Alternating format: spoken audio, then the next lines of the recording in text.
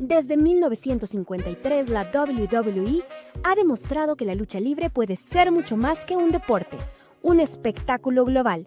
Fundada como Capital Wrestling Corporation por Vincent James McMahon, pronto evolucionó bajo la visión revolucionaria de su hijo Vincent Kennedy McMahon.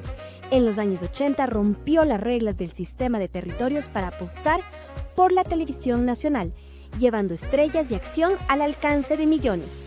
Con eventos icónicos como el WrestleMania, la WWE redefinió el entretenimiento mezclando narrativa, atletismo y celebridades. Este escenario fue el trampolín para figuras como Dwayne "The Rock" Johnson y John Cena, quienes trascendieron la lucha libre para conquistar Hollywood. En este episodio de Ondata Talks, acompáñanos a un recorrido por la historia de la WWE, pioneros en las luchas televisadas, creadores de un imperio y hoy expandiéndose globalmente con su contrato con Netflix. Quédate hasta el final.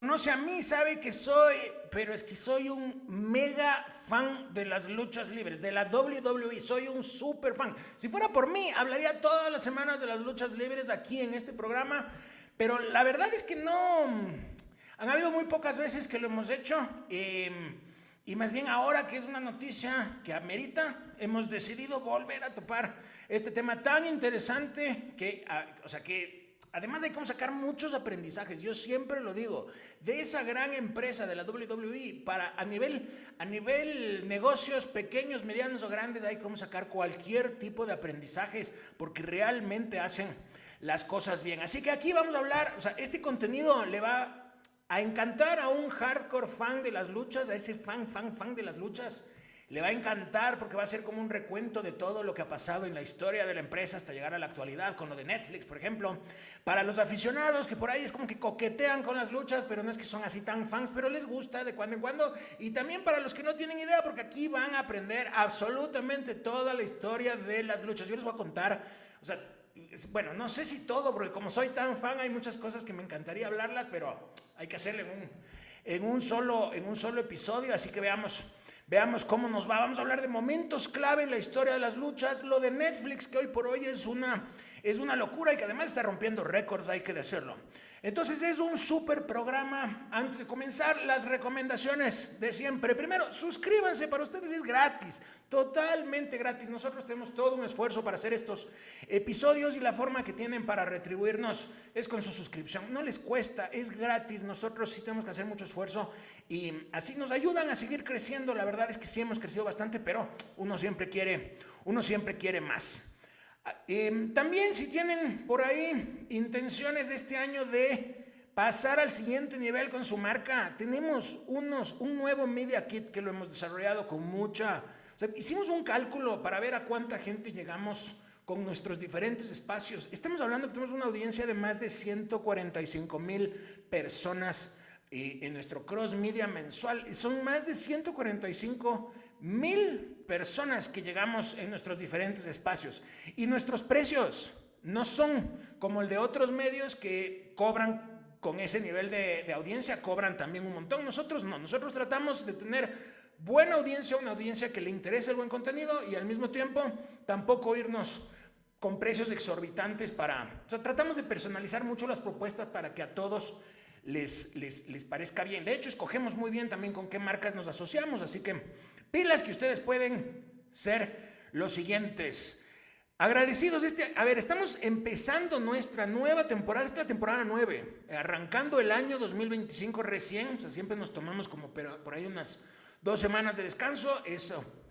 Esto ha sido exactamente igual, 2 semanas de descanso de este programa. En nuestros otros espacios sí hemos estado posteando, subiendo contenidos, en el newsletter también con nuestros diferentes envíos a diario, así que hemos estado con todo. En el programa es lo único que hemos estado 2 semanas de descanso, que ha sido, desde las épocas de Navidad hasta acá, que han sido lo normal que siempre nos tomamos como para volver con nuevas energías, nuevos temas, etc.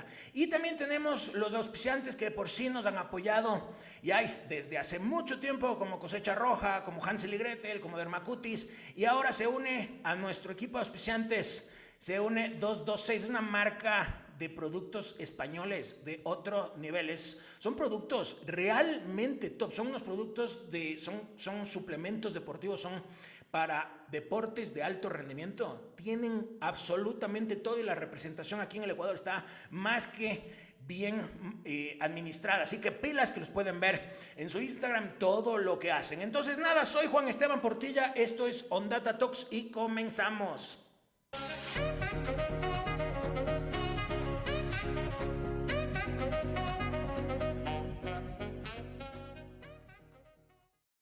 Bueno, vamos con los inicios de bueno, en su momento se llamaba Capital Wrestling Corporation. O sea, aquí hay algunas cosas que ni siquiera yo sabía. O sea, yo aquí hice un trabajo de investigación yo empecé a ver en los 90s las luchas. Lo de antes, sé algunas cosas, pero tampoco tantas como lo que van a escuchar hoy. Primero, sabía que Vincent James McMahon, que es el padre de Vince McMahon, el famoso Mr. McMahon, el padre es quien funda la CWC, que es Capital Wrestling Corporation, en 1953. Operaba, siempre se escucha esto de que operaba en sistemas de territorios de luchas libres, de lucha libre profesional, y que esto estaba promovido por la National Wrestling Alliance. Siempre se escucha eso, pero realmente no es que se entiende, por lo menos yo no lo entendía tan bien hasta ahora que me di el trabajo como de investigar y entender bien qué era esto. Esta organización National Wrestling Alliance, lo que hacía, es la NWA, lo que hacía es, nacida en el 1948, lo que hacía es organizar los eventos de las luchas libres y a cada una de las empresas que es como que se unía a ellos, lo que hacía es asignarles un territorio. Entonces con eso lograba que cada uno maneje su territorio y por eso se habla de que era un sistema de territorios de lucha libre profesional. Inclusive esto en Estados Unidos y en algunos otros países. Inclusive lo que hacían con estos territorios es que cada empresa tenía como su propio estilo, su propia dirección creativa, su propio campeón, pero la NWA también tenía un campeón con un título unificado entre todos. El famoso que se habla mucho en la historia de las luchas libres es Ric Flair, que tuvo 10 títulos del NWA, que era como que representaba todas estas organizaciones. Y también se habla en esas épocas de Harley Race. Yo en lo personal, a Ric Flair sí, obviamente he seguido su carrera, no tanto de esas épocas, pero sí después. Entonces, ellos eran como campeones emblemáticos en esa época de la NWA, que aglutinaba a diferentes empresas de lucha libre profesional. ¿Cómo nace después y este Capital Wrestling Corporation se transforma? En inicio no era la WWF que se conoció después, era la World Wide Wrestling Federation, que era WWF, eran 3 Ws, F. En 1963 se separa de la NWA, que este es un movimiento muy crítico para la empresa, se separa por temas de alineación creativa, no estaban de acuerdo con ciertas cosas y sobre todo con la elección de este campeón mundial, y se separan de ellos y así forman esta WWF con Buddy Rogers como su primer campeón. Entonces ya era una empresa totalmente independiente. Histórico de estas épocas es Bruno Sammartino, que se ha escuchado bastante por el tiempo de él siendo campeón, pero aquí también estamos hablando que es épocas 60s hasta los 70s. Para 1979, ahí sí empieza el crecimiento exponencial de la WWF, que en esas épocas de 1979 se transformó en WWF, que era World Wrestling Federation. Esto ya fue con la visión de Vincent Kennedy McMahon, que es el hijo del que fundó, y él tenía una visión mucho más global para la empresa,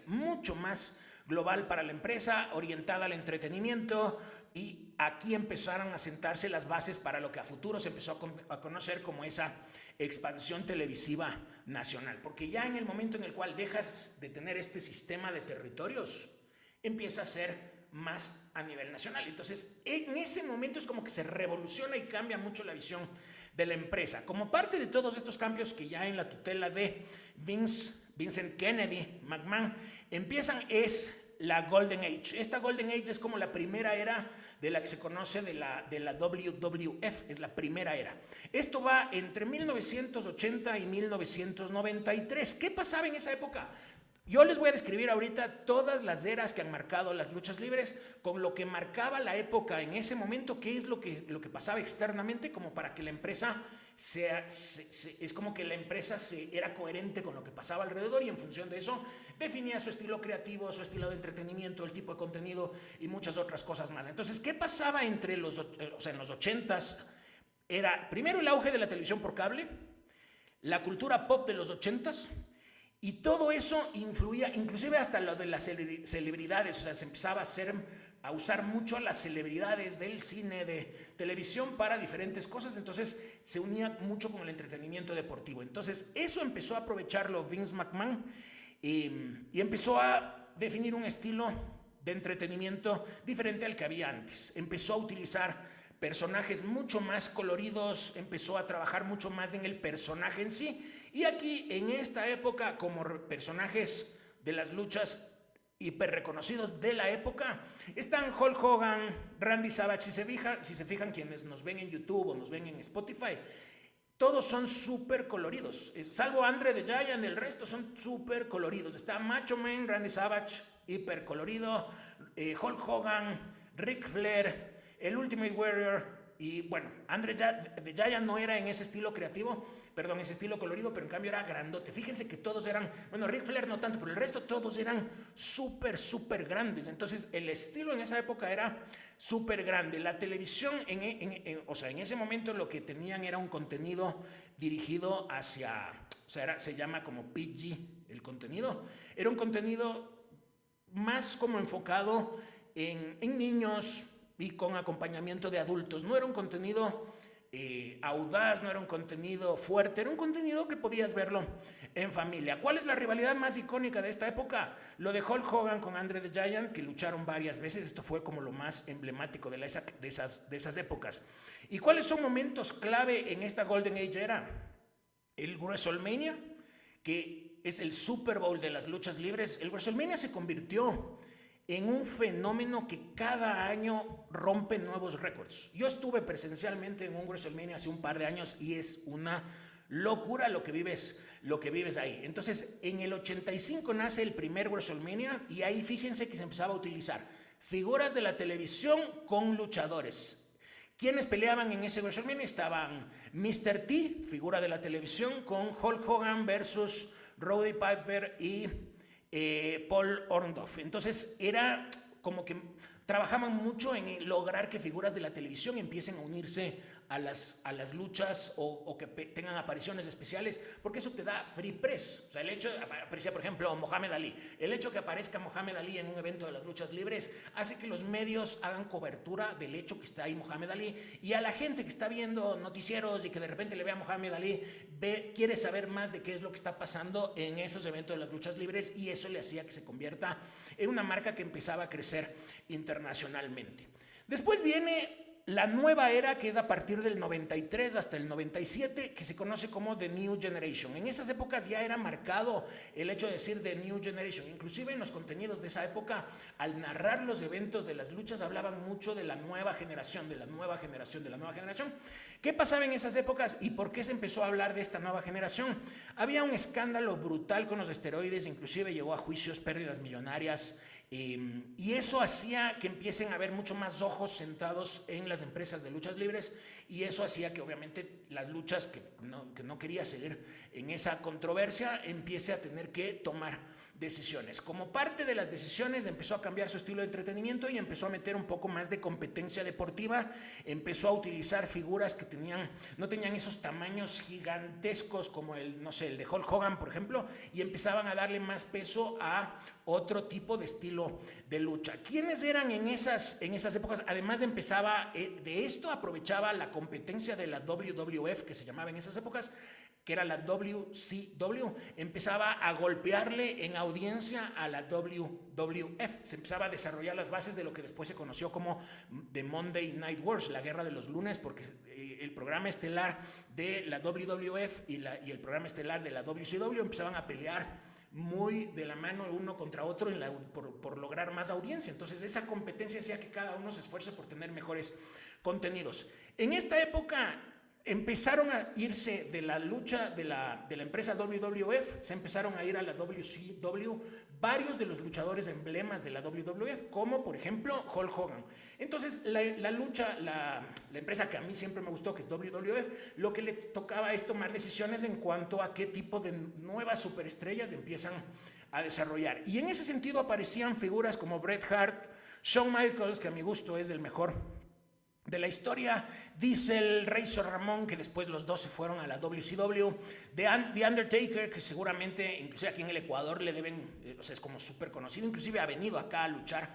Yo me fui a un evento aquí de las luchas aquí en Ecuador y también luchó aquí. Entonces, en la dirección creativa en ese sentido era, primero empezaba a ver un contenido que ya empezaba a irse un poco más, sobre todo hasta desde el 96 en adelante y en el 97 principalmente, ya hacia mayores de 14 años con más control de edad. Empezaba a irse a un contenido un poco más audaz, un poco más fuerte. Se empezaban a ver otro tipo de contenidos, otro tipo de peleas más agresivas inclusive. Entonces eso se empezaba a ver en esas épocas. ¿Cuál es la rivalidad más histórica de estas épocas? Es la de Shawn Michaels con Bret Hart. Esta sí era, o sea, ellos tenían una rivalidad muy fuerte backstage, y eso lo llevaron hacia los eventos. O sea, era una rivalidad realmente backstage, no se podían ver, o sea, se odiaban, y eso que al principio eran amigos, pero después se odiaban, y eso hacía que toda la gente tenía mucha expectativa de ver qué pasa entre ellos. Entonces fue como lo más destacado, es una de las rivalidades más históricas de la historia de la empresa, es justamente Shawn Michaels y Bret Hart. Momentos clave en estas épocas. Primero, la competencia que te hace mejorar. Y eso pasa en cualquier giro de negocio. El hecho de que tengas un competidor hace que mejores porque tienes que estar innovando constantemente. Eso pasaba en esa rivalidad que había entre la WCW y la WWF. Tenían que estar todo el tiempo innovando y mejorando cada uno porque sabías que si no lo haces, el otro te quita audiencia. Los storylines tenían más larga duración, es decir, ya empezaban a apostarle mucho más al entretenimiento que solamente a la lucha, que eso lo empezó a diferenciar bastante a esta empresa. Y tenías storylines que eran de más larga duración, con un contenido más fuerte. Empezaba a haber lenguajes mucho más inapropiados, con muchas malas palabras, sobre todo desde el 97. Y aquí oficialmente se conoce como el inicio de lo que marcó la Attitude Era, que es la era que viene después, es con Shawn Michaels. En ese preciso momento, ustedes lo ven en la pantalla, quienes nos escuchan en Apple Podcasts, es Shawn Michaels, que está puesto únicamente un short muy diminuto y aparece puesto como una media dentro del short como para demostrar en esas épocas, como hablar como de su hombría, puesto una media como por molestar y empezar con ese contenido mucho más fuerte, que en inicio le llevó eso a tener una multa y una sanción a la interna dentro de la empresa por hacer ese tipo de cosas, porque la verdad es que a Shawn Michaels era muy difícil controlarlo, pero lo que pasó después es que a Vince McMahon le encantó ese contenido tan fuerte y empezó a llamarlo como que eso es tener actitud, y esas fueron las bases para lo que después se tomó como la Attitude Era, la era de la actitud. Aquí también se empezó a ver mucha innovación en las luchas libres y yo me acuerdo particularmente de Hell in a Cell, que fue era como el infierno en la celda. Era el primer evento de Hell in a Cell, o la primera lucha de Hell in a Cell, y ahí aparece por primera vez Kane, que eso también marca.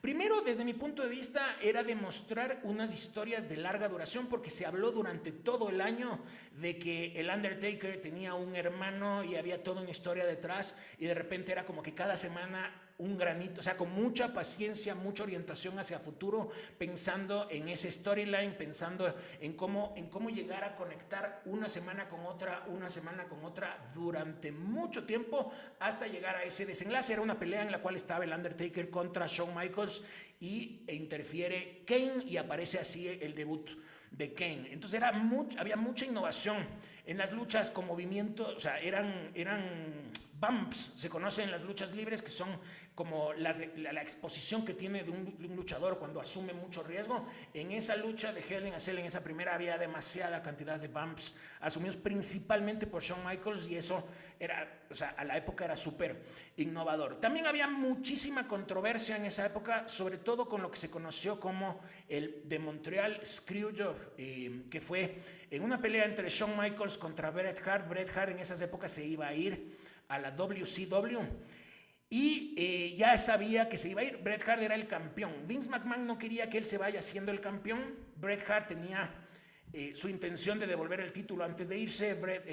Vince McMahon no quería correr el riesgo, porque ya le había pasado antes que una chica, siendo campeona en la WWF, se fue a la WCW y botó el título en pantalla, en televisión, en un basurero, y eso le golpeó muchísimo a la empresa de la WWF. Entonces, en este caso, Vince McMahon no quería asumir ese riesgo, y realmente la lucha estaba planificada. Me parece que iba a ser una descalificación en la lucha o algo iba a pasar para que no haya un ganador o alguna cosa así. Al siguiente día iba a pasar que Bret Hart iba a perder el título o alguna cosa así, pero el punto es que Vince McMahon no quería asumir el riesgo de que la competencia le utilice a Bret Hart siendo campeón y llevárselo, como diciendo: ahora tu campeón está en mi empresa porque mi empresa es mejor. No quería correr ese riesgo. Y en la realidad es que durante la lucha se inventaron que Bret Hart se rindió, que eso es un tema real, es una controversia que hasta el día de hoy sigue generando mucha conversación alrededor del tema. En podcasts, en documentales, en análisis, un montón de cosas, se sigue hablando. Esto es en el 97, se sigue hablando hasta el día de hoy de eso. Entonces, esa controversia también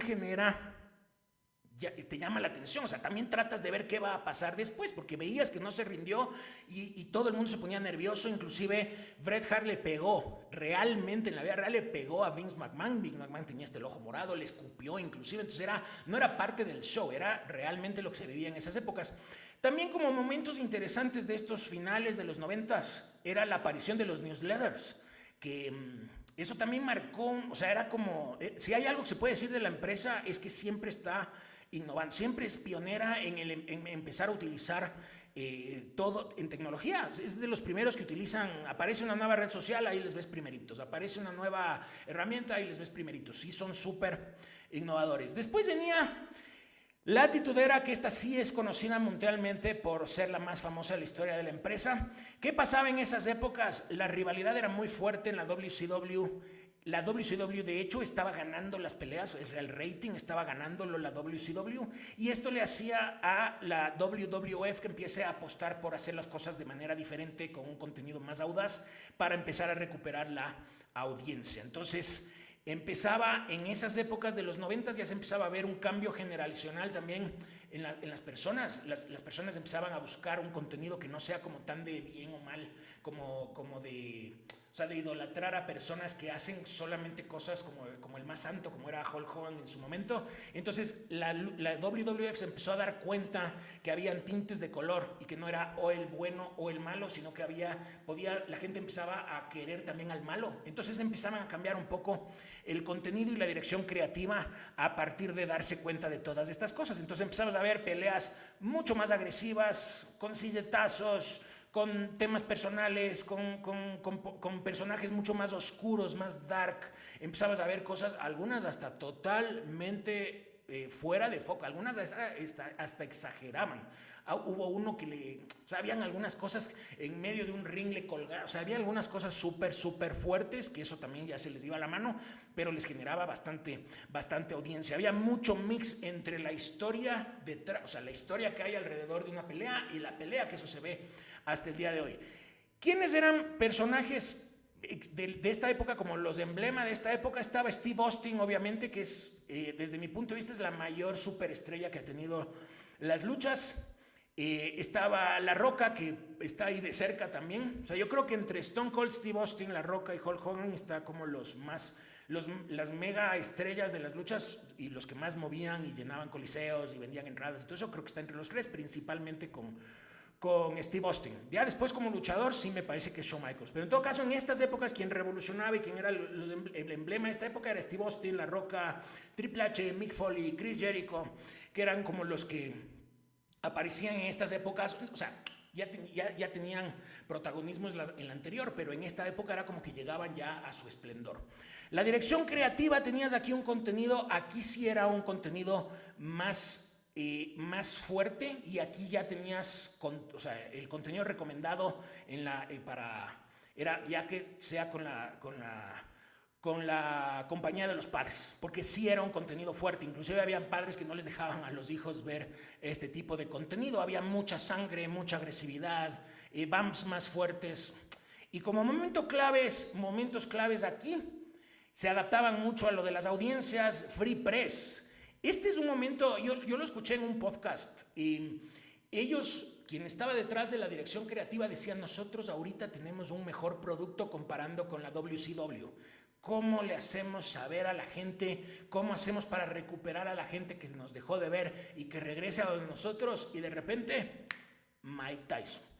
Contratan Mike Tyson en esas épocas. Hasta ahora, fíjense lo que pasó con Netflix y Mike Tyson en la pelea con Jake Paul el año pasado.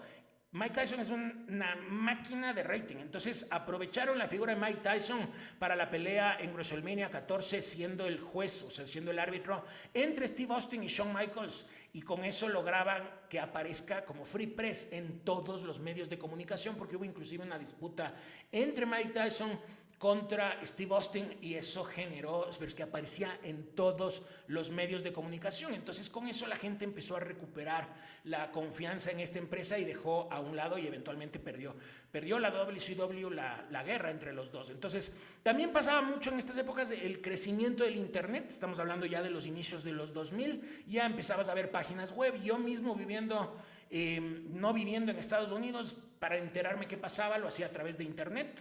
Empezabas a ver videos, noticias, juegos, que también empezabas a ver trivias en la página. Era una linda época para ser fan de las luchas libres. Rivalidad más histórica de estas épocas, la de Vince McMahon contra Stone Cold Steve Austin, que esto sí generó, esto era como, era lo que todo el mundo soñaba en un trabajo en donde no te gusta tu jefe. Era como pegarle a tu jefe. Entonces era la storyline alrededor de eso. Después vino la Ruthless Aggression Era, que esto era entre el 2002 y 2008. ¿Qué pasaba en esas épocas? La empresa WWE o WWF aún compra la WCW. La WCW pierde la guerra esta de los Monday Night Wars, pierde la guerra, y la WWF, que creo que ya se llamaba WWE, compra la ECW y la WCW, y se queda sin sus competidores principales. Entonces tenía que innovar para lograr que la audiencia siga interesada en las luchas libres, porque tú tenías en esos lunes el poder ver un programa o poder ver el otro, y de repente ya no tenías competencia. Entonces empiezas a estar en esa zona de confort, y eso te toca empezar a pensar qué haces para que no se empiece a aburrir tu audiencia. Entonces aquí empezaron a tener igual énfasis en la parte deportiva, habilidades atléticas, y como luchadores en estas épocas que hicieron súper emblema de esta era, estaba John Cena en su primera versión, que era como en un contenido fuerte de malas palabras. Estaba Eddie Guerrero, que falleció después, Brock Lesnar, Edge, Batista, Kurt Angle y Chris Benoit, que terminó pasando lo que pasó con Chris Benoit, que se ha quitado de la empresa y no se menciona nunca. Ahora en Netflix sí lo puedes ver, ciertas luchas, pero no, o sea, sí puedes verlo, pero no puedes encontrar con su nombre. Es como que se cuidan mucho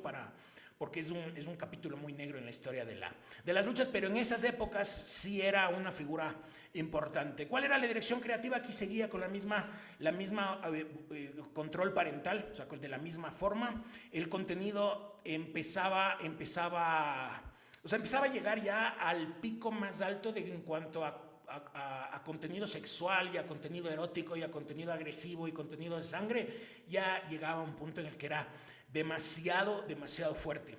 Aquí pasa lo de la disputa legal que era histórica entre la WWF, que sí existe hasta ahora, que es como de protección de los derechos animales, y la WWF, que después se llamó WWE. Entonces aquí en estas épocas lo que la empresa WWF de lucha se cambia el nombre a World Wrestling Entertainment. Uno, por la disputa legal, y dos, también porque el contenido se apegaba más con entretenimiento hacia lo que estaban haciendo ya desde varios años atrás. Entonces fíjense, aquí tienen algunas, era como en esa burla, saca la F, y era como en inglés es the fuck out. Era como o sea, diciéndolo como de mala palabra, pero era justamente como de manera creativa para hacer saber del cambio. Fíjense aquí con dos osos representando de la empresa de los derechos animales y un oso golpeándole con una silla como que fuera de las luchas libres. Entonces siempre fueron súper creativos. ¿Cuáles son momentos clave de estas épocas? Primero, la política de bienestar que surgió por temas de drogas, por temas inclusive hasta por las cosas que pasó con Chris Benoit eventualmente y algunos otros escándalos más. Empieza también a surgir toda esta política mucho más fuerte hacia el control de drogas, control de esteroides, painkillers, etc. Después nos vamos a la PG era. En esta PG era ella era un contenido, ahí sí era un contenido mucho más hacia la familia. ¿Por qué fue este cambio? Primero, las marcas, los patrocinadores empezaban a exigir que el contenido le bajen de tono y obviamente la empresa necesita de los patrocinadores. Entonces esa guerra que había, esa pugna con los patrocinadores, llegó a un punto en el que los patrocinadores ya se pusieron más fuertes en el tema y empezaron a exigir que el contenido sea mucho menos agresivo, más hacia la familia, y la empresa cambió su orientación y empezó a hacerlo de esa forma. Aquí también YouTube empieza a crecer cada vez más, la misma empresa, las luchas, empieza a moverse cada vez más en diferentes tipos de plataformas, el contenido empiezan a enfocarse mucho en el merchandising, y como destacado de estas épocas estaba John Cena en su versión ya de superhéroe, o sea, como mucho más hacia la familia. Estaba John Cena, CM Punk, Daniel Bryan, Rey Mysterio, que era un ídolo para los niños, Randy Orton, y obviamente esa dirección creativa era apegado a toda la familia.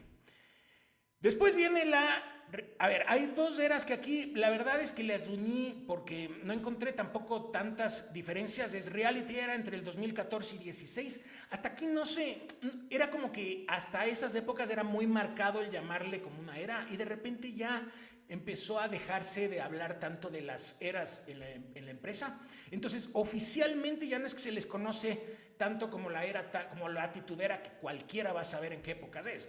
Aquí ya Reality Era y New Era, que era después entre el 2016 y 2019, ya empezaron las redes sociales a adquirir mucho más poder, que eso pasa en todas las empresas, y nos damos cuenta del poder que tiene la gente en las redes sociales. Entonces empezaban a tener también formas de interactuar mucho más con sus audiencias en las diferentes plataformas que tenían, porque la gente en redes tiene su voz. Aquí empieza como destacado es la revolución femenina. El contenido también empezaba a ser mucho más de inclusión y de diversidad, y como destacado de esta época estaba The Shield.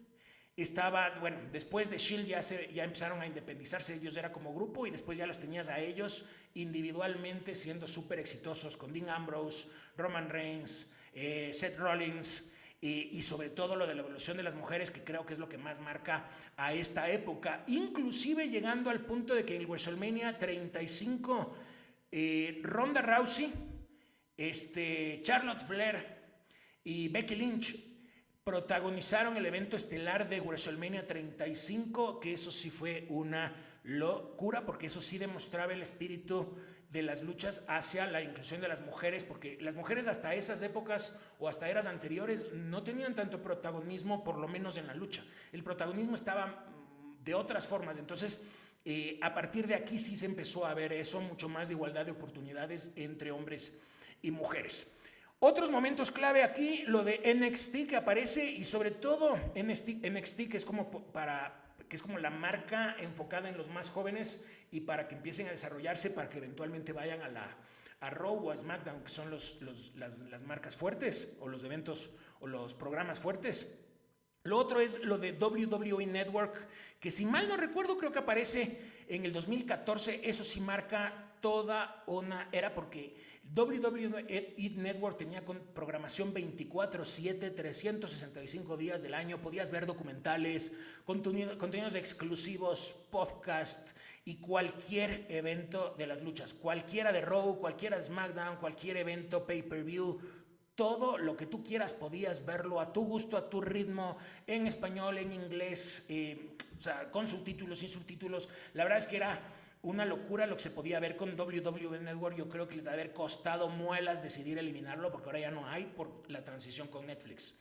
Después viene la pandemia. Aquí hay muchos aprendizajes también del lado de las luchas, porque en la pandemia, ¿qué pasaba? Obviamente no tenías eventos con público. ¿Y qué hizo las luchas? Esto se conoce como WWE Thunderdome, que era ofrecer una experiencia inmersiva. Fíjense ahí en la pantalla, pueden ver a cualquier cantidad de pantallitas con las personas desde su casa interactuando. En ese caso está con Vince McMahon, pero era con las luchas. Y tenían audio, podían interactuar, podías escuchar qué opina la gente, podían hacer barras. Era, la verdad, súper loco lo que se veía. Eso no solamente en las luchas, sino también en otros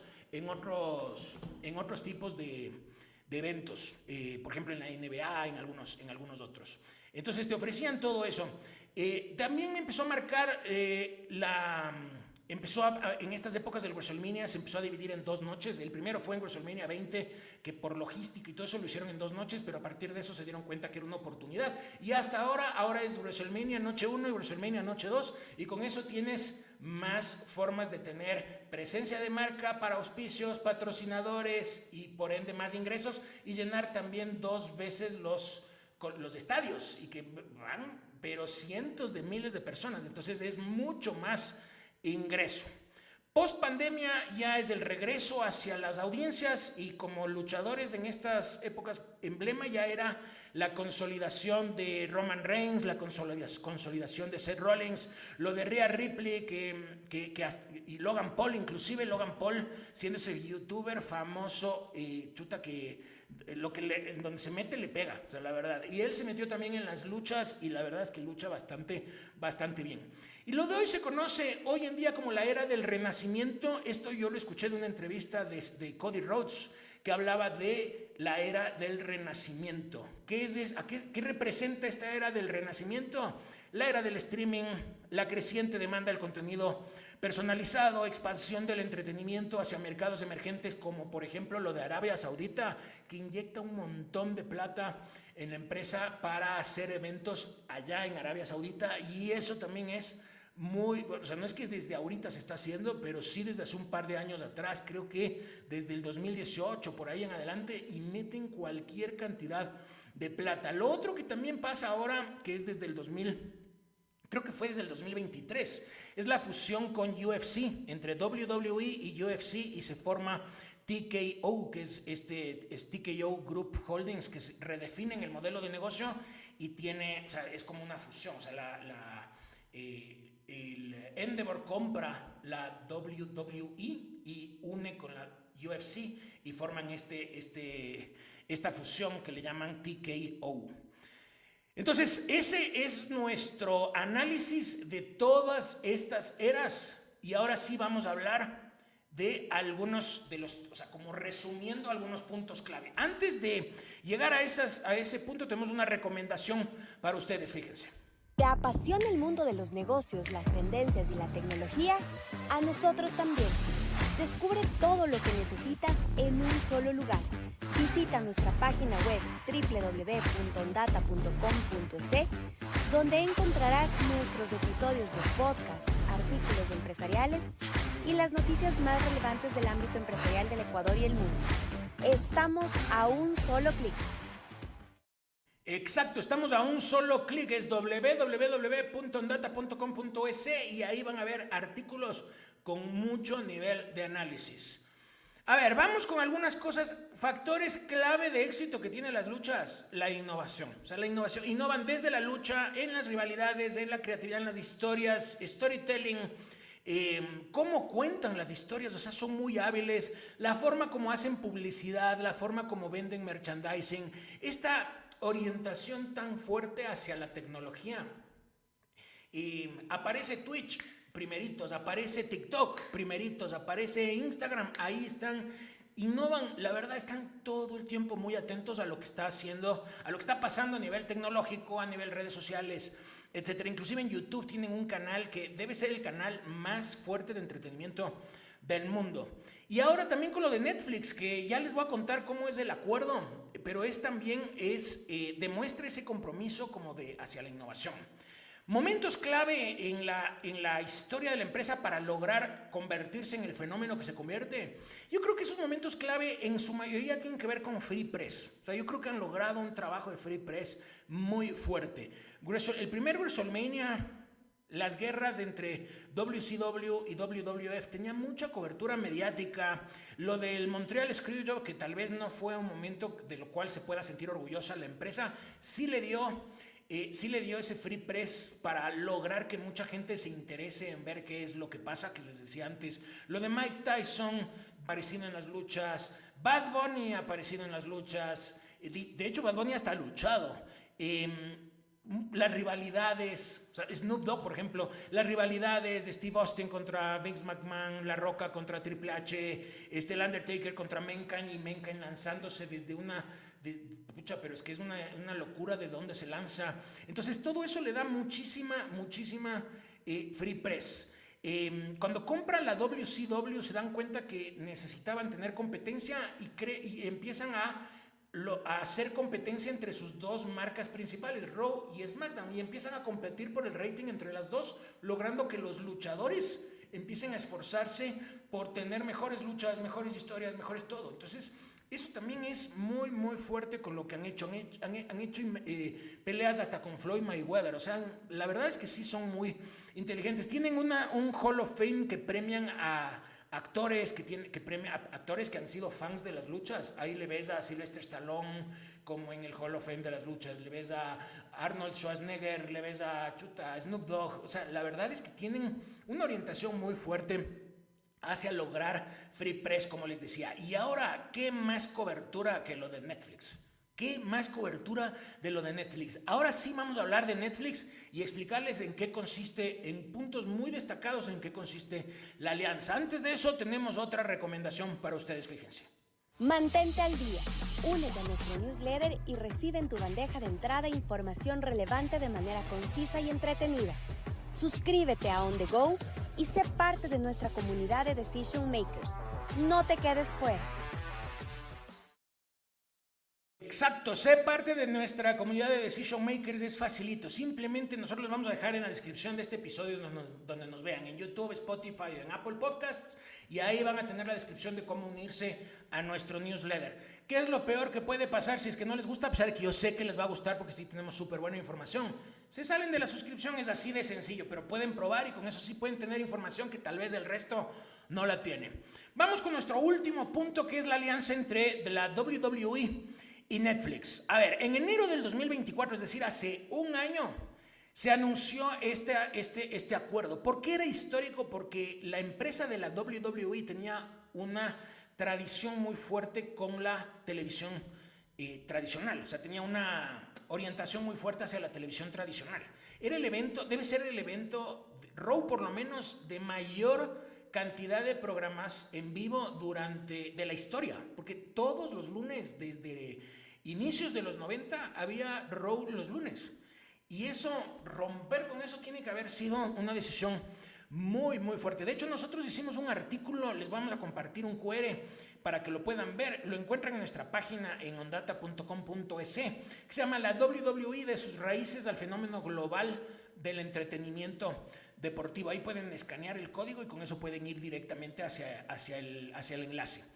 El contrato, ahí van a encontrar información sobre esto. El contrato es de $5,000 millones y tiene una duración de 10 años. De hecho, a los 5 años tienen la opción como de renovación y continuar, y después también hay cierta flexibilidad en cuanto a contenidos, al tiempo de los programas, que eso también no es que va a ser estático. Por ejemplo, en la televisión era 2 horas o después de una época era 3 horas, pero era por televisión, o sea, necesitas meter los comerciales y necesitas cerrar en el horario que es, o sea, estamos hablando de televisión. En Netflix, en cambio, hay una orientación mucho más flexible hacia todo eso. ¿Qué es lo que se va a ver? ¿Qué es lo que ya se ve y que ya está rompiendo récords de televisión, de audiencia en vivo en Netflix? Monday Night Raw los lunes, SmackDown los viernes, NXT también se puede ver en vivo, y además que puedes ver los eventos pay-per-view. Y de por sí han subido en Netflix los pay-per-view o sea, yo creo que están todos. O sea, puedes ver ahí cualquier WrestleMania, cualquier Royal Rumble, cualquier SummerSlam, inclusive hasta de eventos de menos como más pequeños, igual también los puedes los puedes ver ahí. Lo que no encuentras, y eso por ejemplo en mi caso sí me gustaría verlo, es los Raw históricos, porque a mí me encantan los Raw de los 90s y eso por lo menos yo no lo he visto, lo que en cambio sí lo veía en WWE Network, que ya no hay. La cobertura geográfica con Netflix inicialmente es para Estados Unidos, Canadá, Reino Unido y Latinoamérica, pero hay planes de crecimiento hacia otras partes también. ¿Cuál es la ganancia del lado de la WWE? El contenido pasa, o sea, deja de estar en la televisión por cable y principalmente en los Estados Unidos o en los Estados Unidos y en ciertas otras partes, a una audiencia totalmente global. Porque en Netflix puedes verlo en cualquier parte, por lo menos en esta etapa inicial en los países que les acabo de decir, pero ya después en cualquier parte. ¿Qué es lo que gana Netflix? Enriquece su catálogo, sobre todo con esta apuesta al contenido en vivo y con qué nivel de catálogo que lo hace. Porque se gana a toda esa audiencia fiel de las luchas libres, se gana en Netflix y Netflix con eso sigue sorprendiendo. Entonces, ese ha sido nuestro análisis, ansioso por ver qué es lo que opinan de todo esto, que, no sé, cuéntenos, yo, no sé, me encantaría recibir sus comentarios sobre esto, que es un tema tan apasionante, sobre todo para los hardcore fans de las luchas. ¿De qué se acuerdan? ¿Qué les gustaría? ¿De qué les gustaría que vuelva a pasar? ¿Cómo ven el futuro de la empresa en las luchas? Y nosotros encantados de contestar todos los mensajes que nos lleguen. Así que nada, agradecidos con ustedes por su suscripción y agradecidos también con nuestros auspiciantes. De hecho, fíjense, Cosecha Roja, que la verdad es que ya nos ha acompañado varios años. Tienen estos cafés, son realmente los cafés más top que van a encontrar. Tienen algunas variedades, lo pueden encontrar en su página web y pueden comprar los cafés también en las principales cadenas del Ecuador. También agradecidos con Hansel y Gretel, productazos que tiene Hansel y Gretel, desde pastelería, tienen panadería, las galletas, o sea, tienen la verdad una oferta de productos de otro nivel. Es una empresa que siempre, o sea, ya tiene más de 30 años en el mercado, es una empresa que está innovando constantemente. También agradecidos con 226, nuestro nuevo auspiciante, es una empresa fundada en España en el 2010, se especializa en la nutrición deportiva de alta calidad y sobre todo, o sea, tienen un estándar muy fuerte hacia la calidad de los productos, presencia en más de 14 países y aquí en el Ecuador también con presencia desde hace poco, así que pilas que pueden ver en su Instagram todo lo que están haciendo, que es de verdad es una súper marca y nosotros contentísimos de que nos estén apoyando y que nosotros también podamos apoyarles a ellos. Finalmente agradecidos con Dermacutis, les voy a enseñar los productos que tienen. La verdad es que tienen de todo, o sea, ustedes ya lo han visto. Tienen desde serums, desde mascarillas, tienen un montón de cosas y también tienen estos kits. En este kit tienen un dermoprotector solar, un suero detox aclarante y una crema aclarante. Todo lo que necesitas para el cuidado de tu piel. Así que pilas, agradecidos siempre, ansioso de ver sus comentarios, que no sé, me encantaría saber cuáles son sus luchadores favoritos, eso creo que me encantaría saber y yo también poder contarles cuáles son los míos. Así que nada, agradecidos y nos vemos la próxima.